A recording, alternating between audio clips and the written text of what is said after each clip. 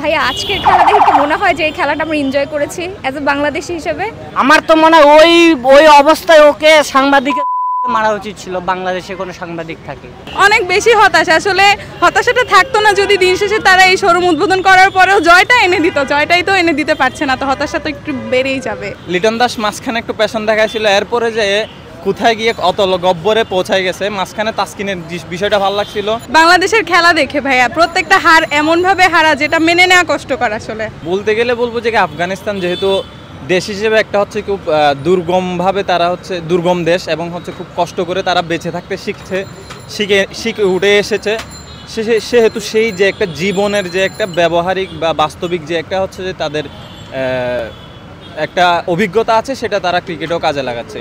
অর্থাৎ হচ্ছে তাদের এমন একটা সিচুয়েশন হয়ে গেছে যে কি আমরা যা পাবো এখন আমাদের পাওয়ার আছে, আমাদের হচ্ছে যে কি হারানোর কোনো কিছু নেই। আর বাংলাদেশ তো হচ্ছে যে কি ওই বাপের জমিদারের মতো পাইছে, এটাই শেষ। বাপের জমিদারি দিয়া শেষ। ওই বাপের জমিদারি বাপের টাকা তো নাই, না নিজের টাকাও নাই। আমার বাপ জমিদার ছিল, আমার দাদা জমিদার ছিল, এর দুটোই শেষ। এইটাই হচ্ছে বাংলাদেশ। তারা হচ্ছে যে একটা ফেমের জন্য আসে আর কিছু টাকার জন্য আসে। যখন এই দুইটা হয়ে যায় তাদের বলে যে কি বাপের পুদ্দারি শেষ হয়ে গেছে, এখন আমরাও শেষ, আমাদের আর দরকার নাই। তারা প্যাশন নিয়ে খেলবে, এটার কোনো কিছু নাই।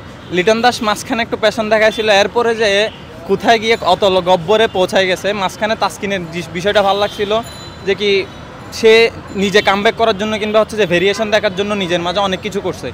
মায়ের দোয়া, মা সবার জন্য দোয়া করে, ছেলে ভালো হোক খারাপ হোক সবার জন্য দোয়া করে। তো এখনই মায়ের দোয়ার মতো সবাই দোয়া নিয়ে যাচ্ছে, হইলে হয়ে গেছে, না হইলে নাই, করার কিছু নাই। আমাদের দোষ দিও না, আমরা মায়ের দোয়া নিয়ে গেছি। এইটাই হচ্ছে বাংলাদেশ। এটা আসলে এরকম মায়ের দোয়া, এটা খাটে বাংলাদেশের জন্য, একদম 100% খাটে। আপনার দলের যে হেড কোচ সে এসে সাংবাদিকের সামনে বলতেছে আমাদের তো লক্ষ্যই ছিল সুপার 8। কেন ভাই? আপনি আজকে সেমিফাইনালে জিততে আপনার যদি 13 উপরে ওইটা চেস করতে পারতেন, আপনার সামনে 2টা নকআউট ম্যাচ ছিল, 2টা নকআউট ম্যাচ ছিল। আপনি 2টা ম্যাচ জিতলে আপনি ওয়ার্ল্ড কাপ জিততে পারতেন।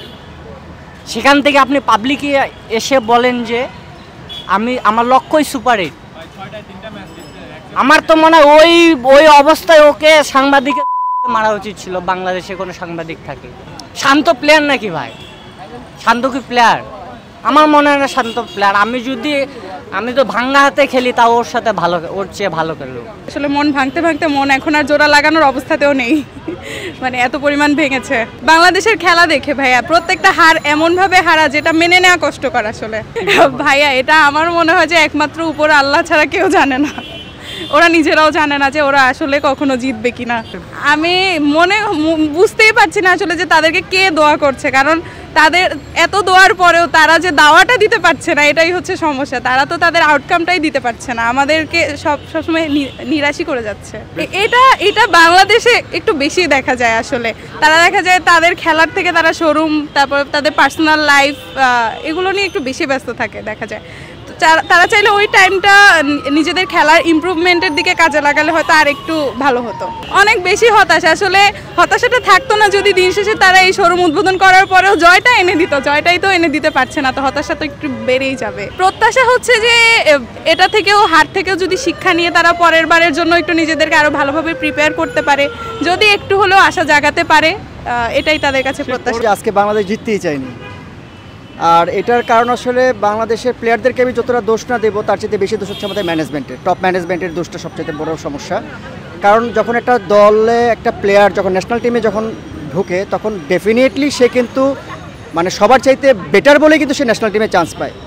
তো ন্যাশনাল টিমে চান্স পাওয়ার পরে কোচের কাছ থেকে শেখার কিছু নাই। কোচের কাছ থেকে কী শিখবে? টেকনিক শিখবে, যে তার মানে কীভাবে জিততে চায় সেই জিনিসটা শিখবে। তো আমাদের দেশের কোচ সিলেকশনটাই তো রং। আমাদের রং একটা কোচ নিয়ে আমাদেরকে মানে আমাদের টিমের মানে কোচ বানানো হয়েছে হাতুরু সিং। যে হাতুরু সিংয়ে আসলে ও কোচের যোগ্য কিনা আমি জানি না, ও আসলে কোচিং জানে কিনা।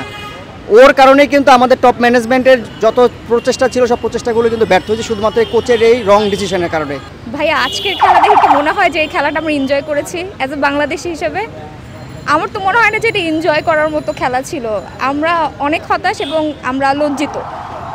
আমরা বাঙালি হিসেবে লজ্জিত যে আমরা বিশ্বকাপের মতো একটা জায়গায় আমরা বাংলাদেশকে রিপ্রেজেন্ট করতে পারিনি ভালোভাবে। সেটা ভাইয়া নেক্সট সেটা যে কোন নেক্সট সেটা আমরাও জানি না। এখন যদি বাংলাদেশের মূল যে সমস্যাটা সেটাকে যদি দূর না করা হয়, সেই নেক্সটটা আদৌ আসবে কিনা আমার মনে হয় না। খুবই হতাশ আমরা, বাংলাদেশি ভক্তরা যারা আছে তারা সবাই হতাশ। আমার মনে হয় না কেউ বলবে যে বাংলাদেশ ভালো খেলেছে বা জেতার ট্রাই করেছে।